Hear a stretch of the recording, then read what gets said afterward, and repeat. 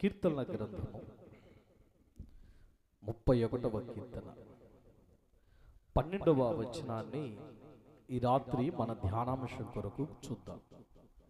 కీర్తనల గ్రంథము 31వ కీర్తన 12వ వచనం చదవండి.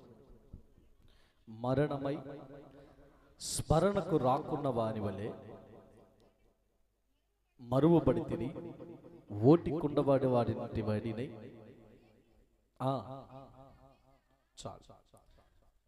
మరణమై స్మరణకు రాకున్న వారి వలె మరువబడితిని, ఓటి కుండ వంటి వాడనైతిని అని దావీదు తన వ్యక్తిగత అనుభవాన్ని ఇక్కడ చెప్పాడు. మీరు చెప్పండి, ఓటి కుండ అంటే? ఓటి కుండ అంటే అర్థం పగిలిపోయినది. ఇంగ్లీష్లో దీన్ని ఎలా రాసి చెప్పారంటే బ్రోకెన్ పాట్ అన్నారు. అంటే పగిలిపోయిన కుండ వంటి వాడంట దావీదు. మనిషి కుండతో పోల్చబడ్డాడు. దేవుడు మొట్టమొదటిసారిగా ఏదోను తోటలో నేల మట్టి నుండి మనిషిని తయారు చేశాడు. మనిషి ఎక్కడి నుండి తయారు చేయబడ్డాడంటే నేల మట్టి. చెప్పండి ఏంటంటే ఏ మట్టి? యేసు ప్రభు వారు ఆదిలో 2 కొండలు చేశారు తమ్ముడా. ఒకటి ఆదాము కొండ, 2 అవ్వకొండ, కూరకొండ, బోకొండ, 2 కొండలు. దేవుడు ఎవరు అంటే ఆయన కుండలను తయారు చేయు కుమ్మరి. అవునా? నా పరలోకపు తండ్రి, నా మంచి కుమ్మరి, నా పరలోకపు తండ్రి, నా మంచి కుమ్మరి, నీకిష్టమైన పాత్రను చేయ నన్ను విసిరేయక సారెపై ఉంచావా. నీకిష్టమైన పాత్రను చేయ నన్ను విసిరేయక సారెపై ఉంచావా. జ్యోతిర్మయుడా, నా ప్రాణ ప్రియుడా, స్తుతి మహిమలు నీకే. నా ఆత్మలో అనుక్షణం, నా ఆత్మలో అనుక్షణం, నా అతిశయము నీవే, నా ఆనందము నీవే, నా ఆరాధన నీవే, నా ఆరాధన నీవే. దేవునికి మహిమ, స్తోత్రం చెప్పండి. దావీదు అంటున్నాడు, మరణమై స్మరణకు రాకున్న వాడి వలె నేను మరువబడ్డాను. నేను ఎవరిని అంటే ఓటి కుండ వంటి వాడను అన్నాడు. గమనించారండి? పగిలిపోయిన కుండ ఎవనికి ఉపయోగం ఉండదు. దేవుడు పరమ కుమ్మరి. పరమ కుమ్మరి అంటే ఆయన ఏం చేస్తాడంటే నేల మట్టి నుండి మనుష్యులను తయారు చేస్తాడు. కుమ్మరి వారు సారపైన ఉంచి ఆ జిగటి మన్నును బాగా తక్కిన తర్వాత ఆ జిగటి మన్నును తన చేతులకు తీసుకొని ఆ సార మీద ఉంచి ఎలాగా ఆకారం రావాలో అలాగా తయారు చేయటం కుమ్మరి వారి పని. సోదరులారా, దావీదు తన్ను తాను పోల్చుకుంటున్నాడు. ఎలాగంటే నేను ఓటి కుండ. అవునండి, ఎవరంట దావీదు? గట్టి కుండ కాదు, ఓటి కుండ. ఓటి కుండ అంటే అర్థం. ఎందుకు దావీదు భక్తుడు తన్ను తాను ఓటి కుండతో పోల్చుకున్నాడు? ఎంత గొప్ప పరిశుద్ధుడైనా, ఎంత గొప్ప దైవజనుడైనా, ఎంత గొప్ప భక్తుడికైనా ఏదో ఒక బలహీనత ఖచ్చితంగా ఉంటది. స్తోత్రం చెప్పండి. బలహీనత. ఓటి కుండ అంటే అర్థం ఏంటంటే బలహీనత కలిగిన భక్తి జీవితం, బలహీనతలు కలిగిన విశ్వాస జీవితానికి సాదృశ్యం. చాలా చక్కటి సంగతులను కూలంకషంగా మనం ధ్యానిద్దాం. సోదరులారా, యేసు ప్రభును మనం వెంబడిస్తున్నప్పుడు ఏదో ఒక విషయంలో ఎక్కడోకక్కడ మనకు బలహీనతలు ఖచ్చితంగా ఉంటాయి. నాలో బలహీనతలు లేవండి, నేను చాలా పర్ఫెక్ట్ అనుకుంటే కుదరదు. అవునా? సాతానుగాడు అంత తిక్కలోడేం కాదు. నీకు ఏ బలహీనత ఉందో దాన్ని తెచ్చి పెడతాడు. స్తోత్రం చెప్పండి.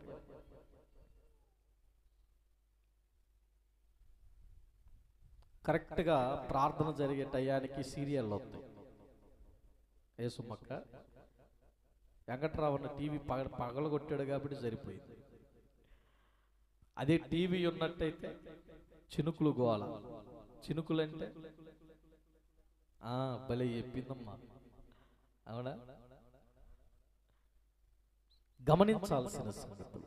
దావీదు అన్నాడు, నేను మరణమై స్మరణకు రానివడివలైపోయాను. ఒక మరణించిన వ్యక్తిని కొంతకాలమే గుర్తుపెట్టుకుంటారు ప్రజలు. ఒక మరణించిన వ్యక్తి కొన్ని రోజులు అయిపోయిన తర్వాత మనుష్యుల యొక్క ఆలోచనలో ఆ వ్యక్తి దూరం అయిపోతాడు. దావీదు అన్నాడు, నేను మరణమై స్మరణముకు రానివాడి వలె మరువబడ్డాను, నేను ఓటికొండ వంటి వాడను. ఈ రాత్రి దావీదు తన్ను తాను ఓటికుండతో ఎందుకు పోల్చుకున్నాడు? ఓటికుండ వంటి జీవితం, ఓటికుండ అనగా పగిలిపోయిన కుండ, ఎవ్వనికి ఉపయోగపడదు.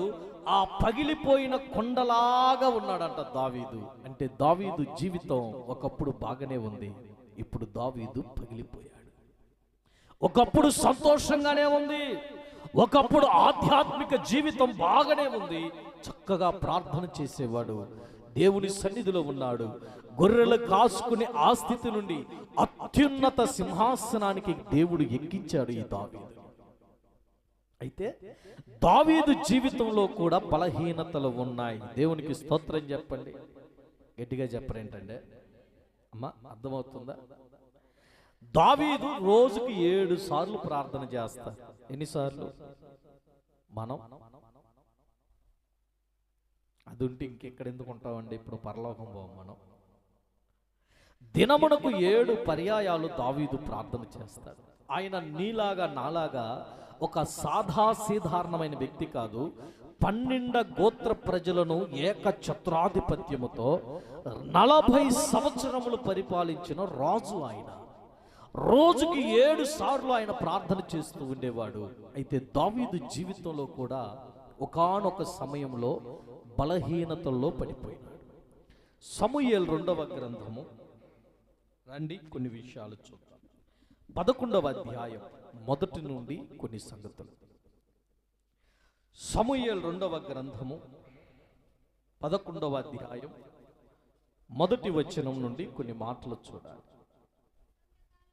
వసంత కాలమున రాజులు యుద్ధమునకు బయలుదేరు సమయమున దావీదు యోవాబును అతని వారిని ఇశ్రాయేలీల వారందరిని పంపగా వారు అమ్మోనీయులను సంహరించి రబ్బా పట్టణమును ముట్టడి వేశారు. అయితే దావీదు యెరూషలేమునందు నిలిచాడు. మీరు చెప్పండి, రాజ్యము యుద్ధానికి పోయినప్పుడు ఆ యుద్ధ రంగంలో ముందు ఎవరు ఉండాలా? రాజు ఉండాలా, లేకపోతే భటులు ఉండాలా? అమ్మా, మీకు అర్థమవడానికి చెబుతున్నా. మీకు కొంచెం నేను చెప్పే మాటలు వినంగానే గుర్తు వస్తుంది. ఇప్పుడు ఆల్ నైట్ ప్రార్థన చేసేటప్పుడు ముందు ఎవరు ఉండాలి? పాస్టర్ గారు ఉండాలి, విశ్వాసులు ఉండాలి. మీకు ప్రార్థన అట్లా ఎవరు నేర్పాలండి? ఎలా ప్రార్థన చేయాలి? ఎవరు మీకు ఆ ఆనవాలు, ఆ ఓనమాలు, భక్తి జీవితానికి అవసరమైన ప్రాథమిక మెట్టు దైవజనుడు నేర్పాలి. గురువు లేని విద్య అది మనుషులకు అంత క్షేమం కాదు. ఖచ్చితంగా నాయకత్వము కలిగి ఆ నాయకుడి పరిధిలో జరగాలి. ప్రియులారా గమనించాలి, వసంత కాలమున రాజులు యుద్ధానికి వెళ్తారు. అమ్మోనీయుల మీదకి యుద్ధానికి వెళ్ళటానికి ఇశ్రాయేలీలకు ప్రజలందరూ సిద్ధమయ్యారు. ఆ ఇశ్రాయేలీల ప్రజలకు నాయకుడుగా, సైన్యాధికారిగా యోవాబు అనే వ్యక్తి ఉన్నాడు. ఆ యోవాబు ఎవరంటే దావీదు అక్క కొడుకు. అర్థమైందండి? దావీదు అక్క పేరు సెరూయా. అయితే ఆమె ఏం చేసిందంటే, తమ్ముడంటే చాలా ప్రేమ.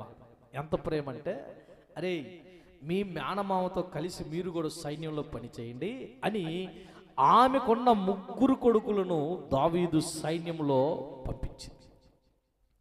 దావీదు సైన్యంలో మంచి నేర్పరితనం కలిగినోడు. ఏ పని చేయాలన్న దావీదు రాడు, దావీదు యోవాబు చేత చేయిస్తాడు. యోవాబు చాలా నైపుణ్యత కలిగిన వాడు. దావీదు విషయంలో ఎన్నో సంవత్సరాలు నమ్మకస్తుడుగానే యోవాబు ఉన్నాడు. వసంతకాలం యుద్ధానికి వెళ్తున్నప్పుడు దావీదు అన్నాడు, యోవాబు మీరు వెళ్ళి యుద్ధం చేసిరండి, నేను యెరూషలేములో నిలిచిపోతాను అన్నాడు. మీరు చెప్పండి, యుద్ధము చేయవలసిన సమయంలో దావీదు ఏం చేశాడండి?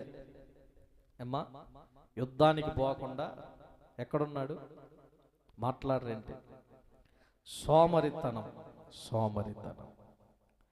ప్రార్థన చేయాల్సిన టైంలో మనం ప్రార్థన చేయలేము. ప్రయాసపడవలసిన సమయంలో మనం ప్రయాసపడలేము. మీరు చెప్పండి, ఇంట్లో కూర్చుంటే డబ్బులు వస్తాయా? అమ్మా, సోమరితనం చినిగిన బట్టను మనకిస్తుంది. సోమరి చీమల యొద్దకు మీరు వెళ్ళి చూడండి, అవి రాత్రింబవళ్ళు కష్టపడతాయి. చీమ తనకన్నా 7 రెట్లు బరువును మోసుకొని వసంతకాలం అంతా కూడా ఆ గింజలన్నిటిని సమకూర్చుకొని అది తన యొక్క ఆహారము కొరకు పొందుపరుచుకుంటుంది. సొలొమోను చెప్పాడు, ఓరి సోమరి, చీమల దగ్గరికి వెళ్ళి నేర్చుకో, సోమరితనమును వదులుకో అన్నాడు. యుద్ధము చేయాల్సిన దావీదు యుద్ధ రంగంలో లేకుండా ఎక్కడున్నాడండి? చెప్పండి. చాలా తక్కువ సేపు చెబుతాను, ఎక్కువ ప్రార్థన చేద్దాం. ఎక్కడున్నాడు? యుద్ధ భూమిలో ఉన్నాడా, యెరూషలేములో ఉన్నాడా? వినండి, దావీదు యుద్ధ రంగంలోకి వెళ్లకుండా యెరూషలేములో నిలిచిపోయాడు. యుద్ధము అంటే అర్థం ఏంటంటే, మీలో చాలా మందికి తెలియట్లేదు, మనము ఆత్మీయ పోరాటములో మనం ఉన్నాం. నమ్మినోళ్ళు స్తోత్రం చెప్పండి. ఏమంటే సచ్చినోని ఎవడు పట్టించుకోడు కదా, అవునా? ఇప్పుడు ప్రార్థన జరుగుతుంది, పరిచర్య జరుగుతుంది, నీకే ఎందుకు శోధనలు వస్తున్నాయి, నీకే ఎందుకు శ్రమలు విస్తరిస్తున్నాయి, నీకే ఎందుకు ఇబ్బందులు కలుగుతున్నాయి అంటే, సాతానుగాడి యొక్క తలను తొక్కగలిగే వ్యక్తివి నీవేనన్న సంగతి వాడికి ముందుగానే తెలుసు. దేవునికి స్తోత్రం చెప్పండి. అసలు ముందుగా తెలియకపోతే యేసయ్యను చంపటానికి వాడు హేరోదుని ఎందుకు వాడుకుంటాడు? మోషేను చంపటానికి ఫరోని ఎందుకు వాడుకుంటాడు? వాడి ప్రణాళికలు ఏంటంటే, ఎవరు ఆత్మీయ యుద్ధ రంగంలో వాడితో బాగా పోరాడతాడో వాడి మీదకి శోధనలు పంపిస్తాడు, వాడిని ఇబ్బందులు పెడతాడండి. అవునా? అవునంటారా యేసుమ్మక్క? ఇప్పుడు నువ్వు ప్రశాంతంగా నలుగురు తంతా కమ్మంగా తాగి రై హే హూ అంటే డీజోలికి ఎవడు వస్తాడు? ఎప్పుడు వస్తారో చెప్పనా? యేసయ్య పక్కన నిలబడితే, ప్రభు కొరకు నిలబడితే, నా యేసుతో కలిసి పోరాడుచున్నాను, అపజయమే ఎరుగని జయశీలుడాయనా, నా యేసు కృప నుండి దూరపరచలేవని, నా యేసు కృప నుండి దూరపరచలేవని, ఆగిపోను నేను సాగిపోగుచున్నాను, పోరాటం ఆత్మీయ పోరాటం, చివరి శ్వాస వరకు ఈ పోరాటమాగదు, ఆగిపోక నేను సాగిపోవుచున్నాను, ఆగమ్య స్థానానికి సిలువను మోసుకొని, ఆగమ్య స్థానానికి. స్తోత్రం చెప్పండి. ఇది ఆత్మీయ పోరాటం. ఈ పోరాటంలో శ్రమలుంటాయి, ఈ పోరాటంలో అవమానాలుంటాయి, ఈ పోరాటంలో నిందలుంటాయి. ఎందుకు ఇలా దావీదు చేస్తున్నాడు? ఒక ఆత్మీయ యుద్ధ రంగంలో ఉండవలసిన దావీదు యెరూషలేములో నిలిచిపోయాడు. తరువాత సందర్భాన్ని చదవండి. 2వ వచనంలో ఏమి రాయబడింది? ఒకానొక దినమున ప్రొద్దుగూకు వేళ దావీదు పడక మీద నుండి లేచి రాజనగరం మెద్ద మీద నడుచుచు పైనుండి చూచుచుండగా స్థానము చేయి ఒక స్త్రీ కనబడి. ఎప్పుడు లెగిశాడంటే, అమ్మా నేను చదివింది విన్నారా? ఎప్పుడు లేచాడు? పెందలకాయలు లేచాడు, పొద్దుగూకి లేచాడు.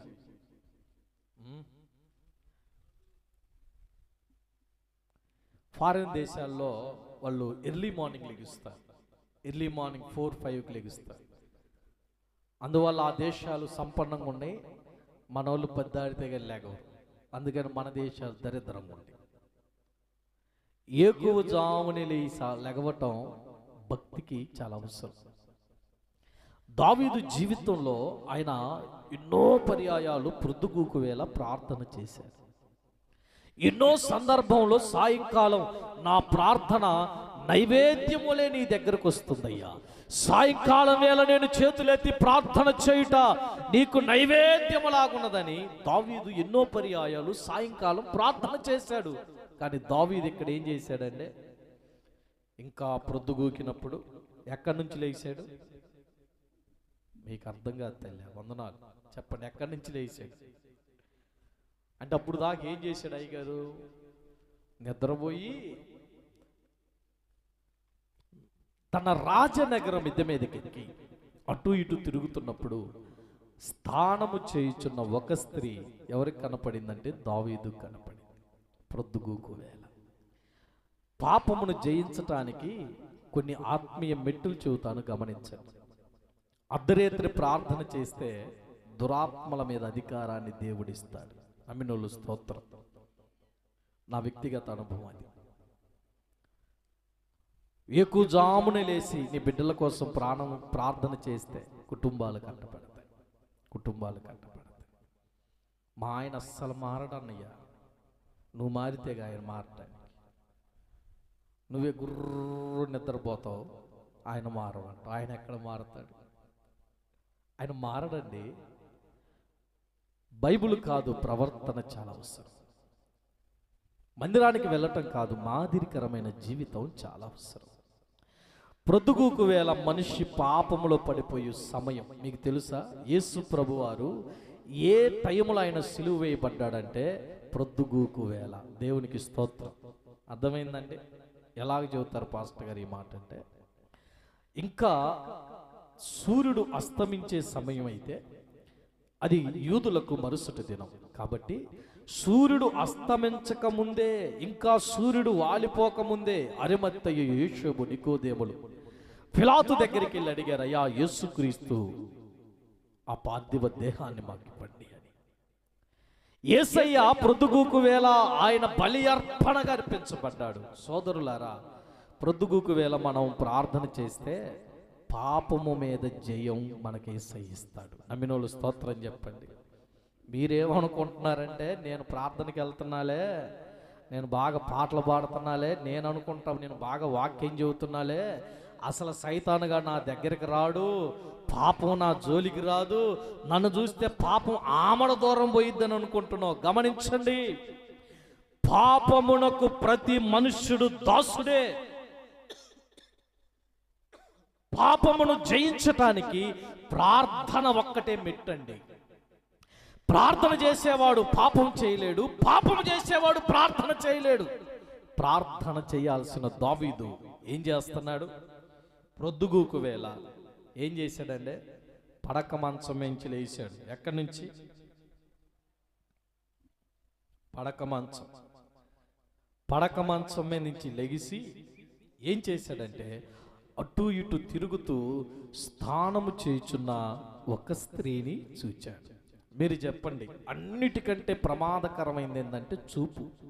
ఏంటంటే, మన చూసే విధానమును బట్టే మన ఆత్మీయ భక్తి జీవితం ఆధారపడి ఉంటుంది. నీ కన్ను మంచిదైతే నీ దేహం అంతా మంచిదే. కంటిలో దూలం పెట్టుకుని ఎదుటోడు కంటిలో నలుసెంచకూడదని యేసయ్య అన్నాడు. అంటే మన చూపు, మన విధానము చాలా జాగ్రత్తగా ఉండాలి. దావీదుకి చాలా మంచి ప్రార్థన పరుడు. దావీదు జీవితంలో ఎన్నో పర్యాయాలు ఆయన సాయంకాలం ప్రార్థన చేశాడు. అయితే ఈ సందర్భంలో దావీదు ప్రొద్దుగూకు వేళ ప్రార్థన చేయలేదు. ఏం చేశాడంటే, చక్కగా నిద్రపోయి లేచి ఆ మేడగది మీద అటు ఇటు తిరుగుతుంటే కళ్ళ ముందు ఎవరు వచ్చారండి? ఇన్ని సంవత్సరాలు కనపడని సన్నివేశం ఇప్పుడే ఎందుకు దావీదు కనపడింది? దావీదుని జయించటానికి సైతాను చాలా ఏండ్ల నుంచి పోరాడుతుంది. కానీ అయితే సైతానికి ఎప్పుడు అవకాశం దొరికిందంటే మన భక్తి జీవితంలో, ప్రార్థనా జీవితంలో బలహీనులమైనప్పుడు. దావీదు ప్రార్థన చేసినంత కాలం సైతాను వల్ల కాల. సాతాను ఒక శోధకుని తీసుకొచ్చింది. 2వ సమూయేలు గ్రంథంలో 1వ అధ్యాయం నుండి 10వ అధ్యాయం వరకు దావీదు యొక్క విజయాలను మనం చూస్తాం. 11వ అధ్యాయం నుండి 20వ అధ్యాయం వరకు దావీదు యొక్క అపజయాలను చూస్తాం. ఈ 2 భాగాలను మనం చూస్తే ప్రార్థనాపరుడైన దావీదు, ప్రార్థన లేని దావీదు. ప్రార్థన కలిగిన దావీదు, ప్రార్థనను పోగొట్టుకున్న దావీదు. తల్లి, ఈ రాత్రి నీ ప్రార్థన నువ్వు పోగొట్టుకున్నావా? దేవుని సేవకుడిగా మనం చేస్తున్నారు. ఆ దావీదు మేడగది మీద అటు ఇటు తిరుగుతుంటే స్నానము చేయు స్త్రీ దావీదు కనపడితే దావీదు తలదిప్పుకొని పక్కకు పోయడం. ఆయన ఏం చేశాడండి? చదవండి, ఏం చేశాడు ఆయన? ఎవరంటామా? సౌందర్యం అంటే అందమా? నేను మళ్ళా చెబుతున్నాను చూడండి. తల్లిదండ్రుల నుండి జన్మతహాగా మనకొచ్చేది సౌందర్యం. అందము లేదా సుందరము అంటే అర్థం ఏంటంటే అలంకరణ ద్వారా. అవునా? వీటి ద్వారా నీ యొక్క అందాన్ని కొంచెం మెరుగుపరుచుకోవటానికి బాహ్యంగా మనం చేసేది. దావీదు ఎవరిని చూశాడు అంటే స్నానము చేయుచున్న ఒక స్త్రీని చూశాడు. అంటే దావీదుకి అప్పటికి పెళ్ళి అయిందా, పెళ్లి కాలేదా? అమ్మా, ఈ వాక్యాలు మీరు చాలా పర్యాయాలు విన్నారు, నాకు తెలుసు ఆ సంగతి. చాలా సీనియర్స్ మీరు, తెలియదని నేను అనుకోవట్లా. అయితే వినండి, అప్పటికి దావీదుకి పెళ్ళి అయిందా, పెళ్లి కాలేదా? దావీదుకి ఎంతమంది భార్యలు తెలుసా మీకు? 7. ఎంతమంది? 7 భార్యలు కలిగిన దావీదు 8వ స్త్రీని చూసి మనస్సులో మోహించాడండి. ఏంటి పాపం? రోజుకి 7 సార్లు ప్రార్థన చేసే వ్యక్తి, దేవుడు స్వయాన చెప్పాడు నా హృదయానుసారుడని. గొర్రెల కాసుకుని ఆయన దావీదుని దేవుడే సింహాసనం మీద కూర్చోబెడితే ఈ దావీదు 7 భార్యలు దావీదుకున్నారు. దావీదుకు 7 భార్యలు ఉన్నప్పటికీ పరుని భార్య కొరకు ఆశపడుతున్నాడు దావీదు. ఆమె ఎవరో కాదు, ఉరియా భార్య అయిన బెర్షెబా. దావీదు ఏం చూసి ఆమెను ఇష్టపడ్డాడంటే ఆమె బహు సౌందర్యవతి అయి చూచి. ఏం చూశాడంటే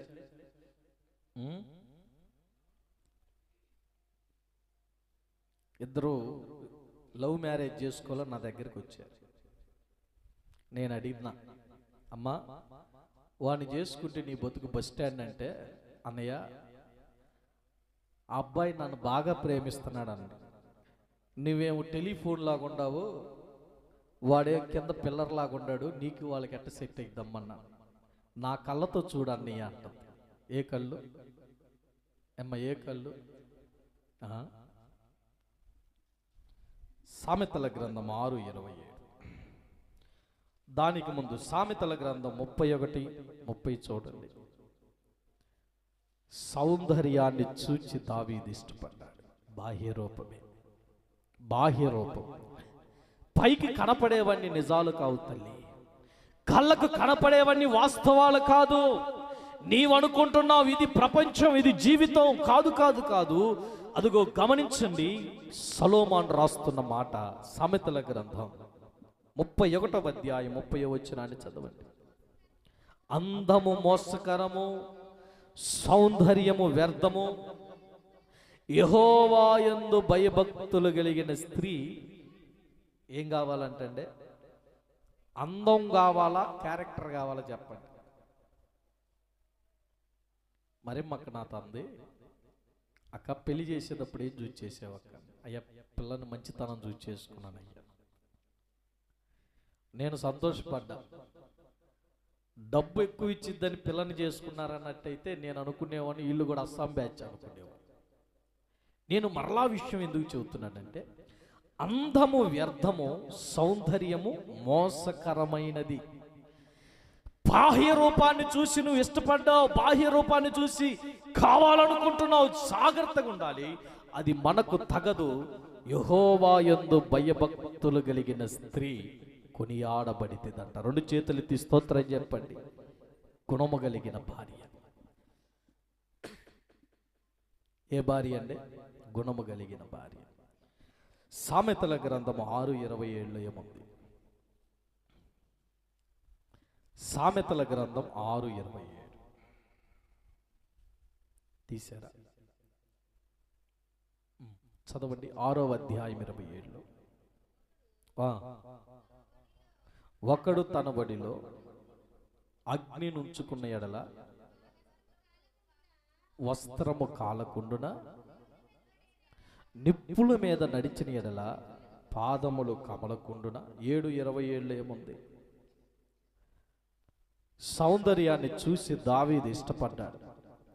దావీదుకు భార్యలు ఉన్నారు కదా, అయినా దావీదు ఎందుకు ఈ పని చేశాడంటే, పాపం మనిషిని అంతగా ఆకర్షిస్తుంది. పాపానికి బలమున్నది సోదరుడా, గమనించండి. 7:27 ఏముంది? సామెతల గ్రంథం. దాని దారి పాతాళమునకు దిగిపో మార్గం. ఎక్కడికి వెళ్తాడంటే, ఎవరి గురించి ఈ మాటలు చెప్పారంటే, సౌందర్యాన్ని చూసి ఈరోజు అనేక మంది కుటుంబాలలో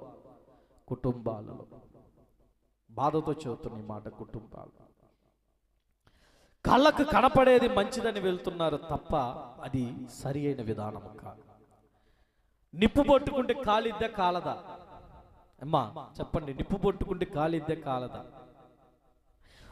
వాడి వస్త్రంలో నిప్పు నేసుకుంటే వస్త్రం కాలకుంటదా? ఈ షర్టు మీద నిప్పు పెడితే షర్టు గాలిపోద్ది. పరుని భార్యను కూడటం, జారపు స్త్రీ గురించిన ఆలోచన కలిగి ఉన్నవాడు ఖచ్చితంగా కాలిపోతాడు, దాంట్లో సందేహమే లేదు.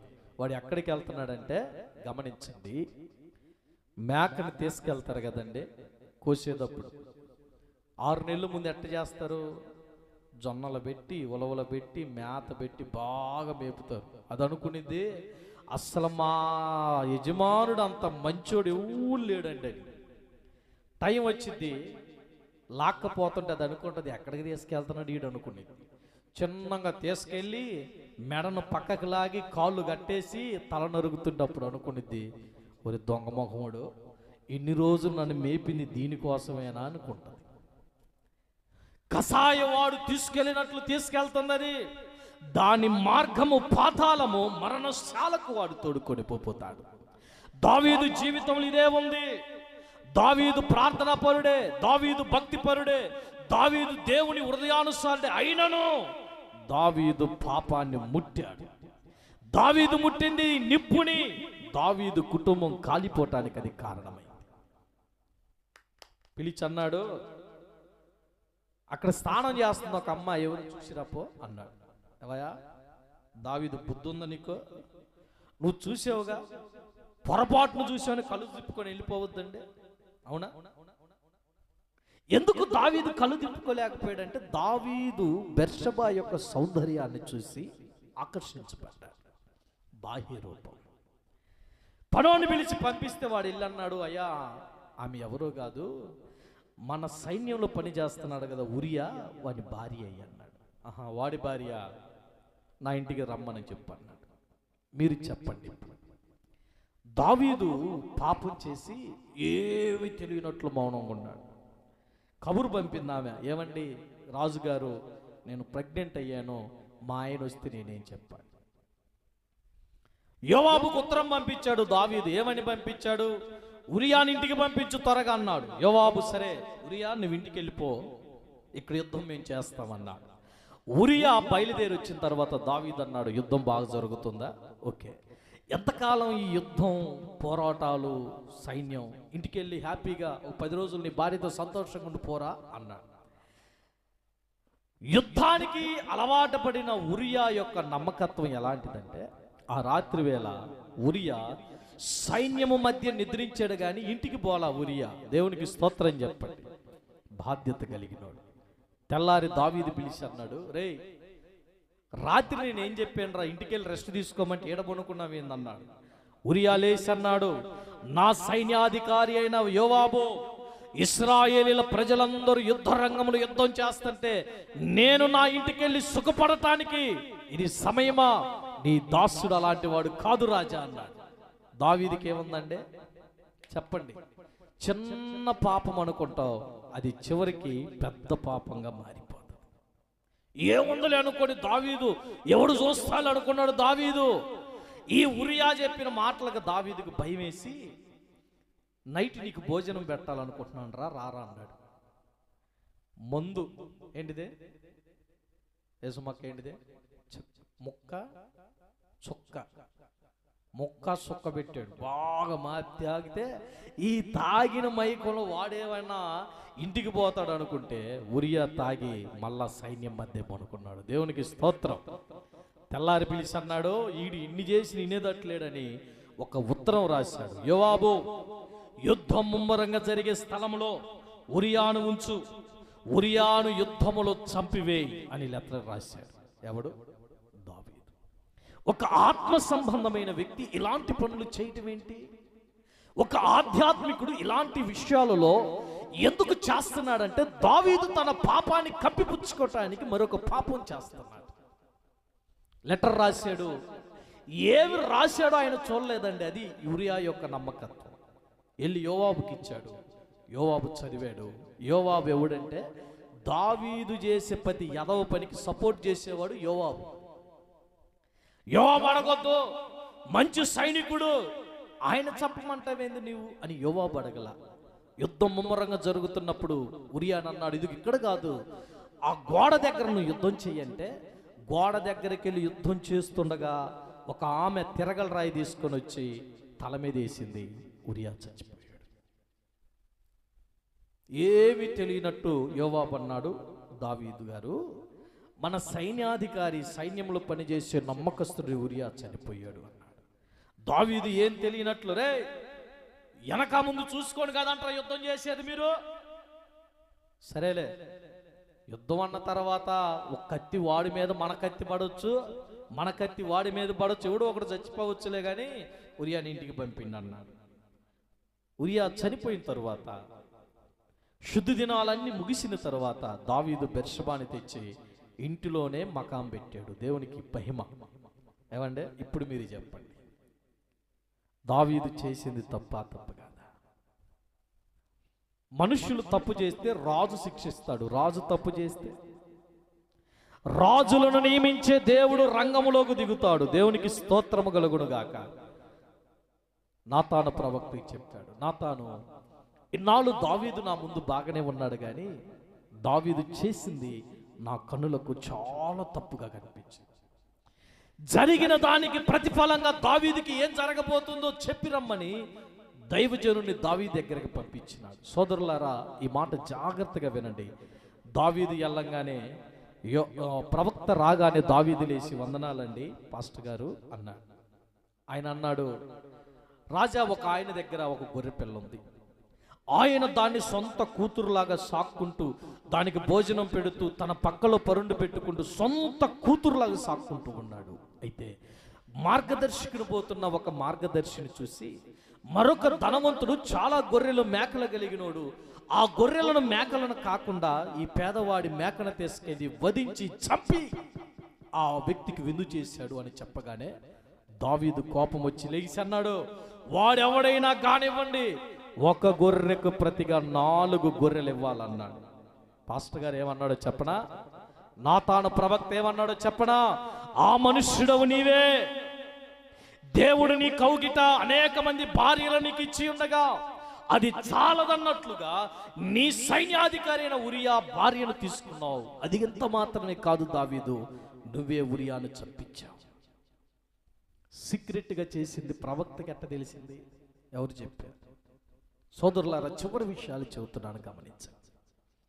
అప్పుడు రాశాడు దావీదు, అప్పుడు మాట్లాడాడు, నేను ఓటికున్నానయ్యా.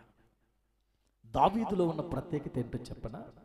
నీ పాపం, నీ తప్పు, నీ బలహీనత నీకు బయలుపరచబడినప్పుడు దావీదు ఎమ్మటినే నేలకొక్కాడు.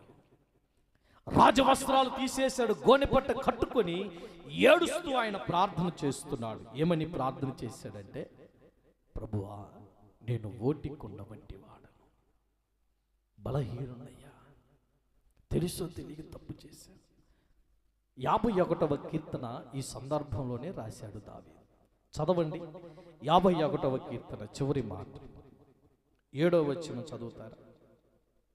మొదటిగా 4, 51వ కీర్తన 4లో దావీదు అన్నాడు, దావీదు ఈ పాపం చేసినప్పుడు నాతాను ప్రవక్త గద్దించినప్పుడు ఆయన నేల మీద కూర్చొని ఎంత ఏడ్చాడంటే, ఎంత దుఃఖపడ్డాడంటే, ఎంత బాధపడ్డాడంటే, నేను బలహీనుడు ప్రభువా, ఓటి కుండ వంటి వాడనయ్యా, పగిలిపోయిన కొండ వంటి వాడను, ఎందుకు పనికిరాని కొండనని నన్ను పారేయొద్దు ప్రభు అని దేవుని కనికరం కొరకు ఏడుస్తూ ప్రార్థన చేశాడు ఆయన.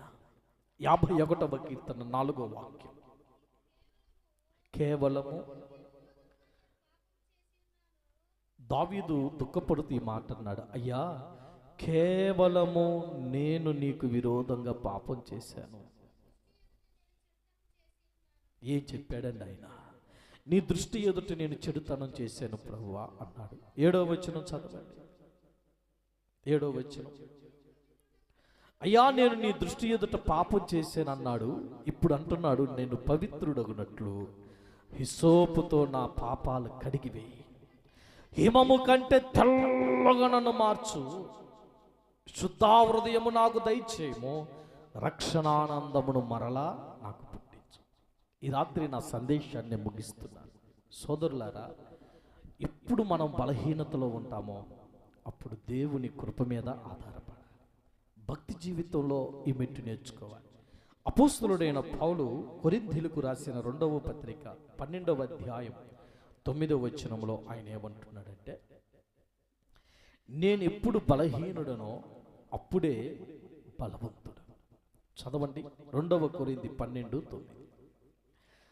దావీదు ఏడుస్తున్నాడు, కన్నీరు విడుస్తున్నాడు. ఎందుకంటే తెలిసి తెలియక తప్పు చేశానయ్యా, ఎవరికి తెలియదు అనుకున్నాను, ఉద్దేశపూర్వకంగా చేశాను. నా పాపములు నా కనులు ఎదుట కనపడ్డాయి, నా దోషములు నా కనులు ఎదుట కనపడ్డాయి. నన్ను హిస్సోపుతో కడుగయ్యా, తెల్లగా మార్చు, మురికి పెట్టిపోయి ఉన్నాను, నన్ను తెల్లగా మార్చు, నా హృదయాన్ని కడుగని దావీదు దేవుని పాదాల దగ్గర బోరున ఏడ్చాడు. అంత ఏడ్చినాడు. చదువుతారా? 12:9 ఏముంది? నా కృప నీకు చాలు, బలహీనతల యందు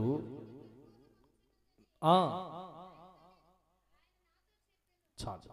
పౌలు జీవితంలో ఒక బలహీనత ఉంది. అదేంటో నేను చెబుతాను, వినండి. పౌలు జీవితంలో రోగాన్ని దేవుడు ఇచ్చినాడు.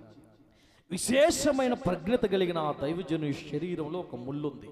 3 సార్లు ప్రార్థన చేశాడు. ఏమని? అయ్యా ఆ ముళ్ళు తీసేయి ప్రభువా, ఈ రోగాన్ని తీసేయి ప్రభువా, ఈ ముళ్ళును తీసేయి ప్రభువా అని అపోస్తలుడైన పౌలు 3 సార్లు ప్రార్థన చేస్తే, ఏమండి వింటున్నారా? జాగ్రత్తగా వినండి. పౌలు వంటి ప్రార్థనాపరుడు నూతన నిబంధన గ్రంథంలో మరి ఒక వ్యక్తి మనకు కనపడడు. ఇలాగ ప్రార్థన చేస్తే దేవుడు ఒకరోజు పౌలు దగ్గరికి వచ్చి అన్నాడు, పౌలా నీకు రోగం తగ్గిమంటావా, నా కృపనివ్వమంటావా అని అడిగాడు. ఏది కావాలంటే, కృప కావాలా, రోగం తగ్గిమంటావా అన్నాడు. అయ్యా కృప చాలు ప్రభువా, నేను బలహీనతలో ఉన్నప్పుడు నీ కృప నన్ను బలపరిచింది, చాలు నాకంతే. పౌలు జీవితంలో ఉన్నది ఏంటో చెప్పనా? పౌలులో కూడా బలహీనతలు ఉన్నాయి. సోదరులారా, మనము ఓటికొండ వంటి వాడు, బలహీనతలు ఉంటాయి. మనము పరిపూర్ణమని ఎన్నడూ అనుకోకూడదు. మనలో బలహీనతలు ఉన్నాయి, మనలో శోధనలు ఉన్నాయి, మనలో మనుష్యులకు చెప్పుకోలేని రహస్యకరమైన బలహీనతలు ఉన్నాయి. అయితే ప్రభు పాదాల దగ్గరకు వచ్చి దావీదు ఏడ్చినట్లే అడగాలి. ఎట్ట ఏడ్చాడంటే, నేను ఓటికొండ వంటి వాడును ప్రభువా, మరణమై స్మరణకు రాకున్న వారి వడివలే, ఓటికొండ వడివలే మరువబడుతుంది. ఒకప్పుడు ప్రజలు దావీదును చూసి ఆధ్యాత్మికుడు అనుకున్నారు. ఈ దైవజనుడు వచ్చి దావీదును గద్దించగానే, దావీదు ఇంత కురుడా, దావీదు పరిస్థితి ఇదే అని చెప్పి ప్రజలు దావీదును విస్మరిస్తున్నారు, దావీదును తృణీకరిస్తున్నారు, దావీదును ప్రాణదోలుతున్నారు. ప్రజలందరూ దావీదును అసహ్యించుకున్నారు. కానీ దేవుడు మాత్రం దావీదును ప్రేమించాడు. చప్పటగొట్టి యేసయ్యను గణపరచండి. ఎందుకు ప్రేమించాడో చెప్పనా? ఆయన దేవుని దగ్గర ఒప్పుకున్నాడు. ప్రభువా నేను బలహీనుడను, నీ ఎదుట పాపం చేశాను, నన్ను క్షమించాడు.